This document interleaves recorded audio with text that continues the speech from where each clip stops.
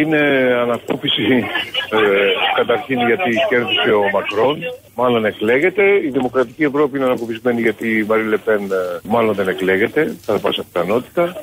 Και επίσης και γιατί το ποσοστό της είναι χαμηλό, σχετικά χαμηλό, σε σχέση με αυτό που περίμενε η ίδια και το στρατόπεδο της. Αλλά γενικώς και μόνο το γεγονός ότι η ακροδεξιά ξεπερνάει το 20% και μπαίνει στο δεύτερο γύρο είναι πάρα πολύ ανησυχητικό. Κανονικά θα έπρεπε να ανησυχήσει και τη Γαλλία και ολόκληρη την Ευρώπη. Δυστυχώς για μία ακόμη φορά δεν θα γίνει, ούτε και αυτή τη φορά θα καταλάβουν ότι με αυτές τις πολιτικές που εφαρμόζουν ευνοούν την ακροδεξιά. Η Γαλλία μπαίνει σε μια μεγάλη πολιτική κρίση, διότι ξέρετε ότι ο Μακρόν είναι μετεωρίτης στην πραγματικότητα. Άνθρωπος των τραπεζών είναι.